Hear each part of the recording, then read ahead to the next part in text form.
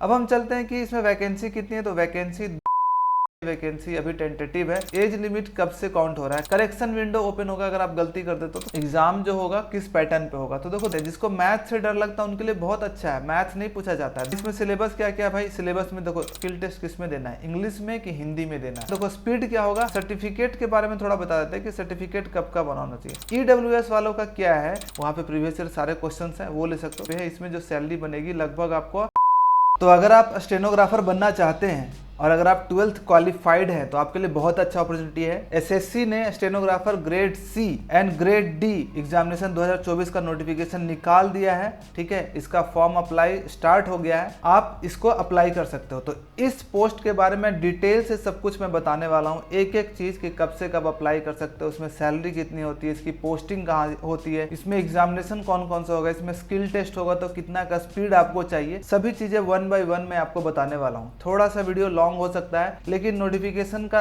एक एक चीज जो इंपॉर्टेंट चीजें हैं सब कुछ आपको पता चल जाएगा। तो थोड़ा सा आप पेशेंस बना कर रखिए। ठीक है, स्टार्ट करते हैं। सबसे पहले आप अप्लाई कब कर सकते हो, तो अप्लाई आप 26 तारीख से अप्लाई डेट स्टार्ट हो गया 26/7 से, और अगले महीने के 17 तारीख तक आप अप्लाई कर सकते हो। अप्लाई कहाँ करना है, ssc.gov.in पे जा करके आपको लॉगिन रजिस्टर करके फिर लॉगिन करके आप वहाँ पे अप्लाई कर सकते हो। ठीक है, और लास्ट डेट का अप्लाई 17/8/2024 है, और उसके बाद करेक्शन विंडो भी ओपन होगा 27/8/2024 से लेकर के 28/8/2000, एक दिन का करेक्शन विंडो रहेगा जहां पे अगर आप मिस्टेक कर देते हो कोई एप्लीकेशन में तो आप कुछ पैसे दे करके यहाँ पे आप फिर से अप्लाई कर सकते हो। और एग्जामिनेशन जो एक्सपेक्टेड है, इसका प्री एग्जामिनेशन होता है और स्किल टेस्ट होता है। प्री एग्जामिनेशन अक्टूबर-नवंबर के टाइम पे एग्जामिनेशन होगा, मान के चलो अक्टूबर मिड तक का टाइम है, तो अभी से अगस्त सितंबर अक्टूबर 2.5 महीने का टाइम है, तो 2.5 महीने में आप प्रिपेयर कर सकते हो। अब हम चलते हैं कि इसमें वैकेंसी कितनी है। तो वैकेंसी 2006 वैकेंसी अभी टेंटेटिव है, जो कि बढ़ भी सकता है, और इसमें रिजर्वेशन वगैरह आपको मिल जाएगा। OBC कैटेगरी से हो, EWS PWD कैटेगरी है, सब कोई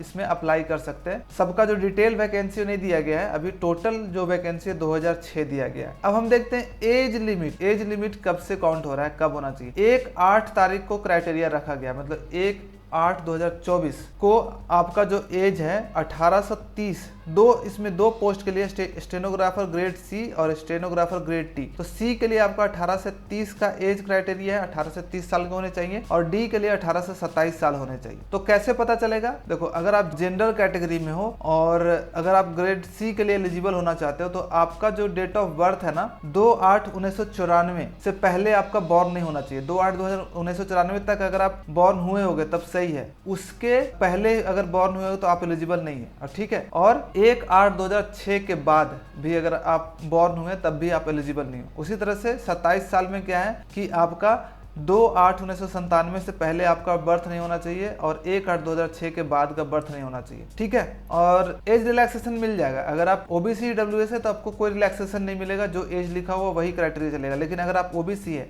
तो 3 साल का रिलैक्सेशन आप ले सकते हो। फॉर्म भरते समय अप्लाई कर दोगे तो 3 साल का रिलैक्सेशन मिल जाएगा। ST SC के लिए 5 साल का मिलता है, PW के लिए 10 साल का मिलता है, और बाकी के लिए आप यहाँ पे देख सकते हो। PW में भी अगर आप OBC हो तो 13 साल, PWD में अगर ST SC है तो 15 साल का रिलैक्सेशन आपको मिल जाएगा। ठीक है, अब हम आगे चलते हैं, इंपॉर्टेंट चीजें ही डिस्कस करेंगे। प्रोसेस ऑफ सर्टिफिकेट वेरिफिकेशन आपको होगा वहीं पे, और आगे ये सब इंपॉर्टेंट नहीं है। इसेंशियल एजुकेशन क्वालिफिकेशन, हाँ ये इंपॉर्टेंट है कि 17/8 फॉर्म भरने का जो लास्ट डेट है ना, उससे पहले आप 12th पास हो जाना चाहिए। 12th कहाँ से पास होना चाहिए, कहीं से भी आप पास हो सकते हो, कोई भी सब्जेक्ट आपका हो, 12th हो या फिर 12th का इक्विवेलेंट कुछ भी चीजें हो, अगर आप पास हो तो आप दोनों जॉब के लिए ग्रेड C और ग्रेड D दोनों के लिए आप एलिजिबल हो। ठीक है, 12th पास होना चाहिए, 17/8/2024 से पहले आपका रिजल्ट आ जाना चाहिए। ठीक है, रिजल्ट कम से कम आ जाना चाहिए। जो आपका फाइनल रिजल्ट आएगा, सर्टिफिकेट जो आएगा, उसमें आपका डेट 17/8/2024 से पहले का होना चाहिए, इसके बाद का नहीं। इस दिन भी अगर होगा,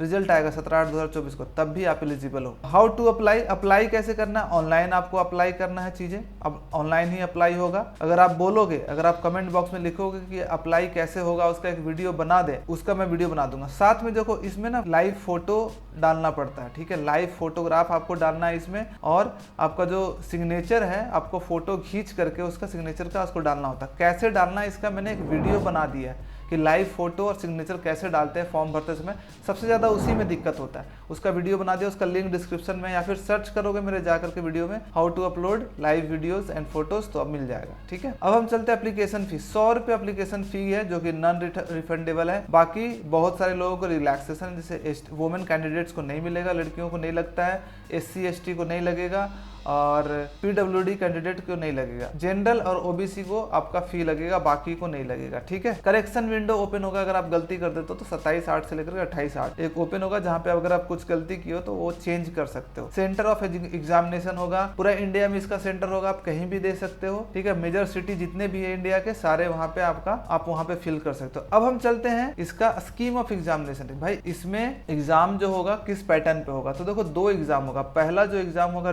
जिसमें कि ऑब्जेक्टिव क्वेश्चंस होंगे, multiple choice question, MCQ question, और दूसरा स्किल टेस्ट होगा। इसको पास करोगे, इसका कट ऑफ क्रॉस करोगे तो फिर आपका एक स्किल टेस्ट होगा। ठीक है, उसको क्रॉस करना होगा, आपको उसको पास करना होगा। तो हमें क्या क्या पूछा जाता है ये जरा हम कंफर्म कर लेते हैं। तो देखो आपको क्या पूछा जाता है, 3 सब्जेक्ट ही पूछे जाते हैं। जिसको मैथ से डर लगता है उनके लिए बहुत अच्छा है, मैथ नहीं पूछा जाता है। 2 घंटे का पेपर होगा, 50 क्वेश्चन रीजनिंग का होगा, 50 क्वेश्चन आपको जीके का होगा और 100 क्वेश्चन इंग्लिश का होगा, और 50-50 मार्क्स, एक क्वेश्चन का 1 मार्क्स होगा। 2 घंटे का आपको टाइम दिया जाएगा। 2 घंटे 40 मिनट उनको दिया जाएगा जिनको स्क्राइब की जरूरत पड़ती है, जिनका विजुअली इम्पेयर्ड है, जो देख नहीं सकते, उनके लिए 2 घंटे 40 मिनट, नहीं तो नॉर्मल लोगों के लिए 40 मिनट। सही करोगे 1 मार्क्स आपको मिल जाएगा, +1 मार्क्स मिलेगा। गलत करोगे 0.25 मार्क्स, 1/1/4 मार्क्स आपका नेगेटिव भी है। तो ध्यान से आपको एग्जाम देना है। अब हम चलते हैं कि हाँ इसमें सिलेबस क्या क्या है। भाई सिलेबस में देखो रीजनिंग है, जनरल अवेयरनेस है और इसका इंग्लिश है। बाकी जो SSC का जो सिलेबस होता है वही सब चीजें होती है। और इसके लिए मैं बोलूंगा कि आपको ना प्रीवियस ईयर का क्वेश्चन पेपर जरूर बनाना चाहिए। प्रीवियस ईयर क्वेश्चन पेपर बनाओगे तब आपको आइडिया होगा कि किस टाइप के क्वेश्चन पूछे जाते हैं। और वो कहाँ से बना सकते हो, आप कोई भी पब्लिकेशन का बुक ले सकते हो, किरण पब्लिकेशन की बुक ले सकते हो, वहाँ पे प्रीवियस ईयर सारे क्वेश्चन है वो ले सकते हो, या फिर कोई और अदर आपके पास है ऑलरेडी तो वहां से भी ले सकते हो। ठीक है, तो वहां से आपको एक पैटर्न पता चल जाएगा किस टाइप का क्वेश्चन आएगा। और प्रीवियस ईयर क्वेश्चन बनाना इंपॉर्टेंट है अगर आप इस एग्जाम को निकालना चाहते हो। तो एक बुक तो आपके पास प्रीवियस ईयर क्वेश्चन पेपर का होना चाहिए, 3-4 साल का क्वेश्चन पेपर कैसा आया हुआ है। ठीक है, और इसके लिए किरण पब्लिकेशन में आपको सजेस्ट करूंगा कि आप वो ले सकते हो। अब स्किल टेस्ट इन स्टेनोग्राफी, जैसे ही आप इसका एग्जाम होगा उसका रिजल्ट आ जाएगा, आप कट ऑफ क्रॉस कर जाओगे तो एक स्किल टेस्ट होगा। स्किल टेस्ट स्टेनोग्राफी का होता है। आप दोनों लैंग्वेज में दे सकते हो। फॉर्म भरते समय आप अप्लाई कर सकते हो कि स्किल टेस्ट किस में देना है, इंग्लिश में कि हिंदी में देना है, और उसी के बेसिस पे आपका एक स्किल टेस्ट होगा जिसमें कि 10 मिनट आपको डिक्टेट करवाया जाएगा, बोला जाएगा, एक कुछ बोला जाएगा, उसको आपको शॉर्ट हैंड में, जिसको बोलते हैं शॉर्ट हैंड में जल्दी से लिखना है, इंग्लिश या हिंदी। देखो स्पीड क्या होगा, 100 वर्ड पर मिनट होगा ग्रुप सी के लिए, और 80 वर्ड पर मिनट ग्रुप डी के लिए आपका स्पीड होना चाहिए, जो कि शॉर्ट हैंड का स्पीड, आपको लिखने का स्पीड होना चाहिए। ठीक है, अब ये क्या होगा, जब वो डिक्टेट करवा देंगे, आप लिख लोगे एक पेज में जो भी चीजें 10 मिनट में आपको डिक्टेट करवाया जाएगा, लिख लोगे इंग्लिश या हिंदी में। उसके बाद आपको फिर टाइम दिया जाएगा उसको टाइप करने के लिए। ठीक है, ट्रांसक्राइब्ड ऑन कंप्यूटर, आपको टाइप करना पड़ेगा इसको। ठीक है, इसको टाइप करना पड़ेगा कंप्यूटर में। और इसको क्या दिया जाएगा, जैसे ग्रुप डी के लिए अगर आप इंग्लिश लैंग्वेज लिए हो तो 50 मिनट का टाइम दिया जाएगा, सभी चीज जितना भी चीजें आप लिखे हो उसको आपको टाइप करने के लिए। स्टेनोग्राफी ग्रुप डी है, हिंदी लैंग्वेज में आपका है तो 65 मिनट टाइम दिया जाएगा। अच्छा, ग्रुप सी के लिए आपको इंग्लिश लैंग्वेज में तो 40 मिनट में आपको पूरा जो भी चीज़ लिखे हो 10 मिनट में इंग्लिश लैंग्वेज में वो कंप्लीट करना पड़ेगा। और स्टेनोग्राफी ग्रेड सी के लिए 55 मिनट का टाइम दिया जाएगा। तो सबसे हार्ड जो पोर्शन होता है ना यही होता है, स्किल टेस्ट होता है, जो शॉर्ट हैंड वाला टेस्ट होता है। बाकी चीज़ें तो इजी होती है और बाकी कुछ इंपॉर्टेंट नहीं है। आपके पास आधार कार्ड ये सब चीज़ें होनी चाहिए, आपका OBC सर्टिफिकेट होना चाहिए। हाँ, सर्टिफिकेट के बारे में थोड़ा बता देते हैं कि सर्टिफिकेट कब का बना होना चाहिए। आपका जो सर्टिफिकेट बना होना चाहिए ना, OBC EWS सर्टिफिकेट, वो सब आपका जो लास्ट डेट फॉर्म भरने का ना उससे पहले बना होना चाहिए, याद रखना, ये इंपॉर्टेंट है। एक ये इंपॉर्टेंट पॉइंट है जो कि मैं आपको बताना चाहता हूँ कि अगर आपने हिंदी में टेस्ट दिया है तो आपको इंग्लिश वाला पास करना पड़ेगा टेस्ट जब डिपार्टमेंट में जाओगे तब, और अगर आपने इंग्लिश में पास किया है तो डिपार्टमेंट में जाकर के आपको हिंदी वाला आपको पास करना पड़ेगा। मतलब दोनों लैंग्वेज का आपका लैंग्वेज का कमांड होना चाहिए, हिंदी स्टेनोग्राफी का भी और इंग्लिश स्टेनोग्राफी का भी होना चाहिए। तो ये बहुत इंपॉर्टेंट है। तो स्टार्टिंग में आपको जो ईजी लगता है आप वो चूज करके सीख लो,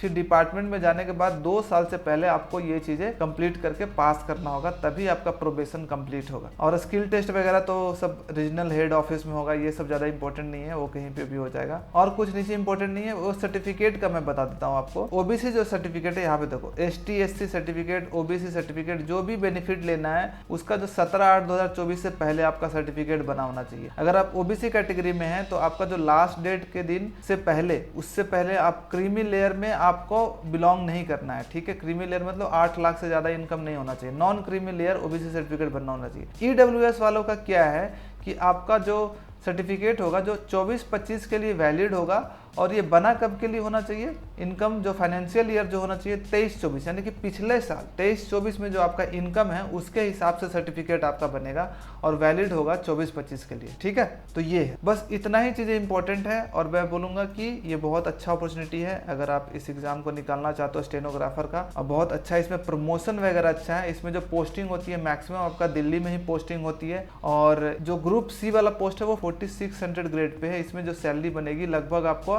70,000 के आसपास इन हैंड सैलरी बनेगा, ठीक है, ग्रुप सी वाला का। और जो ग्रुप डी है, ग्रुप डी में आपका लगभग जो सैलरी बनेगा 40 के आसपास आपका सैलरी बनता है, ठीक है। 2400 ग्रेड पे होता है इसका, 2400 ग्रेड पे। तो अच्छी पोस्ट है, प्रमोशन एस्पेक्ट्स अच्छे हैं। ग्रुप सी वाला जो है MEA में भी आपको चांसेस मिलते हैं इसमें जाने का, ग्रुप सी का जो पोस्ट है उसको उसमें। तो बस ये अप्लाई कर सकते हो, ऑनलाइन जा करके अप्लाई करो और भरो और अच्छे से तैयारी करो एग्जाम में। चलो, अगर आपको वीडियो अच्छा लगे तो लाइक, सब्सक्राइब एंड शेयर करना। आगे इसी तरह से अपना प्यार एंड सपोर्ट मुझे देते रहना।